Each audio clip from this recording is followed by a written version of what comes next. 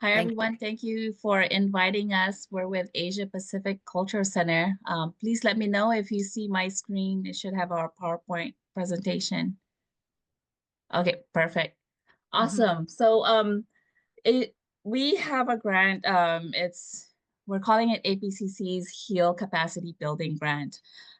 Just a little bit of background. We little bit of background about the HEAL Act was passed in 2021. Probably a lot of you folks know, so I'll go through these slides rather quickly. But basically, the goals of the HEAL Act is to incorporate environmental justice into agency decision-making processes, improve government accountability to communities, and create an environmental justice council to facilitate these. And then also to create consistent pathways for frontline communities to engage in these with the covered agencies. And these are the covered state agencies. So some of the folks here are from these agencies. But basically, they're requiring the HEAL Act to incorporate a few of these things as they think about their budget, think about their policies or rulemaking. So we give this as a background to folks, potential applicants. I'm gonna pass it on to Joanne. Go ahead, Joanne. So thank you, Glenda. The program was developed in partnership with community organizations and the Washington Department of Health, reflecting a shared commitment to equitable governance.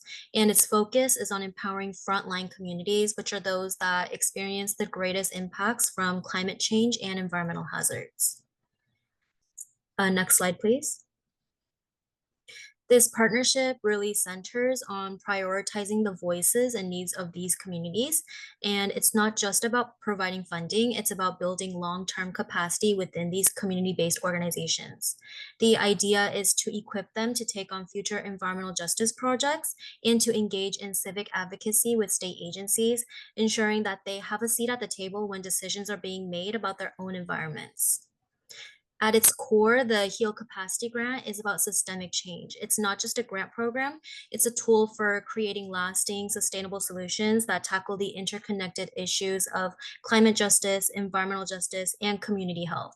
So, by fostering collaboration, offering technical support, and most importantly, prioritizing the perspectives of frontline communities, the program is helping to develop solutions that are not only effective, but also fair and equitable.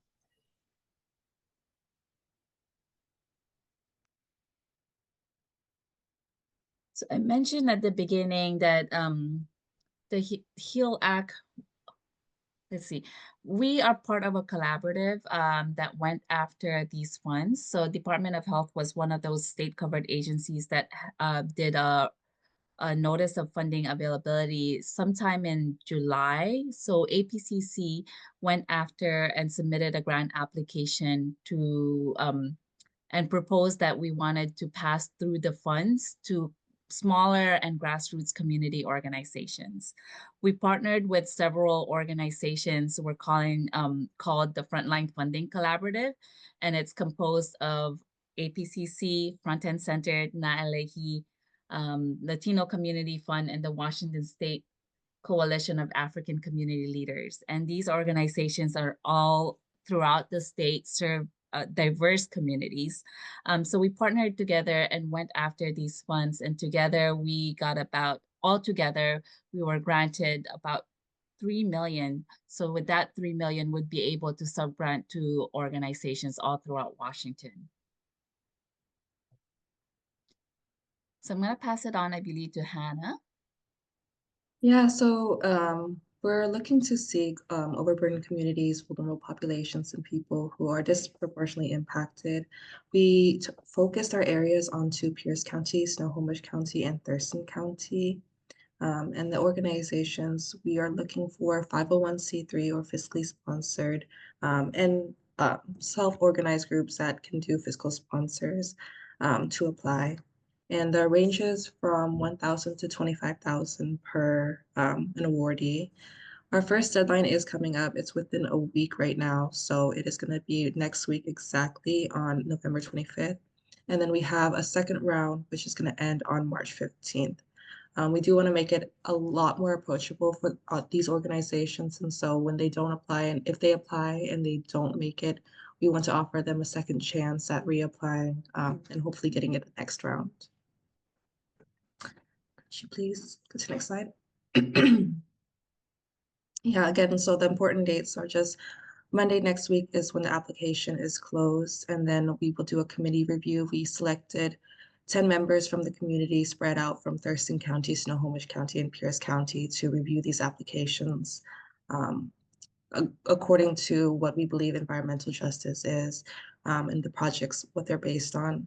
And then we have an application decision-making session, and we do the awardee or decline the applicant as well.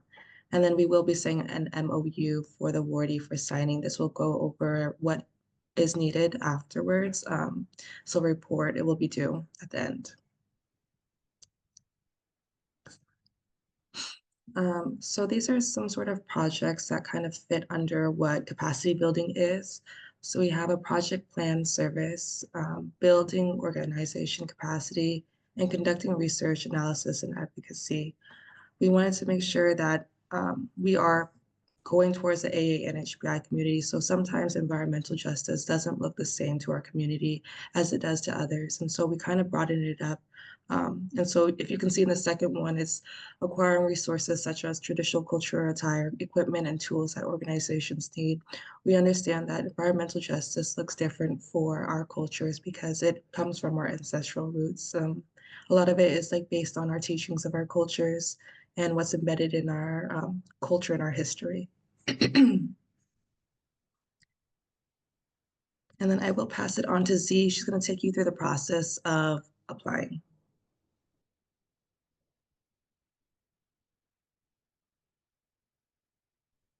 Thank you, Hannah, and thank you, Lynn, for having us. We are happy to be here with you all tonight. Before we get started in the application process, I will briefly go over a little about Just Fund, and shortly after that, steps on how to register on their portal. So the frontline funding collaboratives are using the Just Fund portal as their main platform to apply for funding.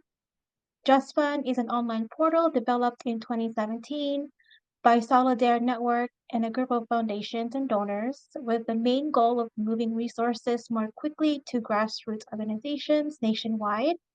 The slide shows a snapshot of the Just Fund main page. What I like about this page is that it provides a little more information about them. Please, if you have time, go ahead and read about what they've accomplished so far. Now, before applying to APCC's grant, applicants must register to create a free Just Fund account. Your Just Fund account allows you to search and apply for other grants in their portal as well. You can update your account at any time. An important thing to remember is that it does take up to 1 business day for your account to be verified, but once you receive confirmation from Just Fund, you are then able to apply to any grants. If you do encounter any technical difficulties, Just Fund will provide a direct support to you. Their contact information is info@justfund.us. They will also have an in-platform chat box that you will see on the bottom right side of the page when you register. Next slide, please. So when you click on I'm an applicant button, it will take you to this page. You'll be prompted to provide an email address, which I have provided as an example on here. Once you type out that information, click on register today, and it will take you to the next step. Please note that the fields with the red asterisk, like the one next to the email, must be filled in order to move on to the next step. Some of the required fields you may find later in the application may not relate to your organization.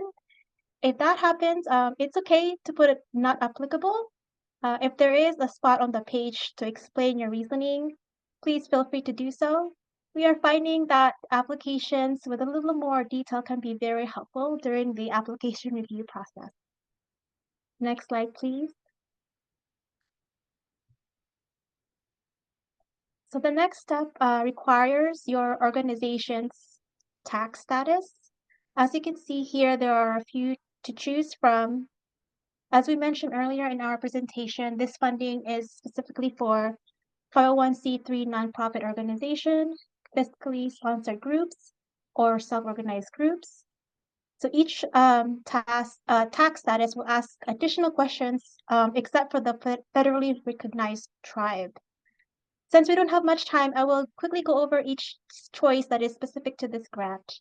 So for the choice 501c3 organization or 501c3 organization, you'll be prompted to fill out these additional questions, your organization's specified tax status, selecting either 501c3 or 501c4, and then your organization's tax ID. Next slide, please. For the choice fiscally sponsored project of a 501c3 or 501c4 entity, you are required to fill out the name of your fiscal sponsored organization, their tax status, and their tax ID. Next slide, please. And lastly, if you choose other, you are required to specify your organization type, why you choose other, and the name of the funding you are applying to. This field can be used for organizations that don't have a fiscal sponsor yet, but are planning to have one later, and are also for self-organized groups. Please note that when a self-organized group is awarded funding, they must have a fiscal sponsor to receive the funding. Next slide, please. The last step will ask for the applicant's contact information. Here you'll enter the main point of contact's first and last name and their role.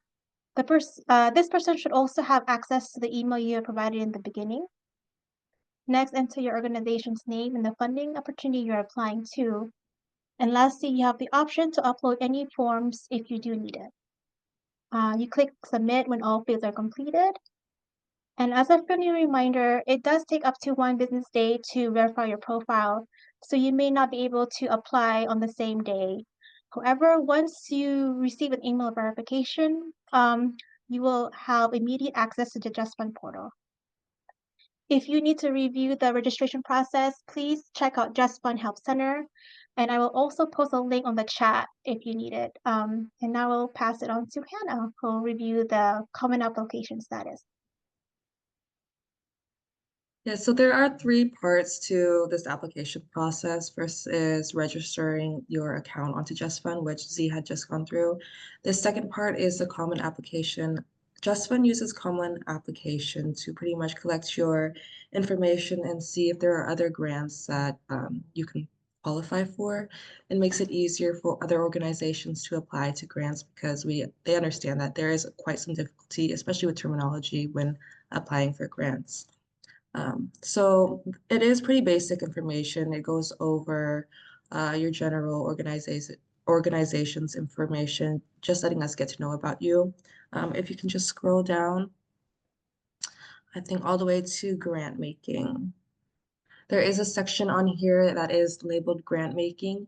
We are not seeking to support anyone who is doing grant making at the moment or regranting, just because we want the organizations that we are funding to use the money directly for their organization and community.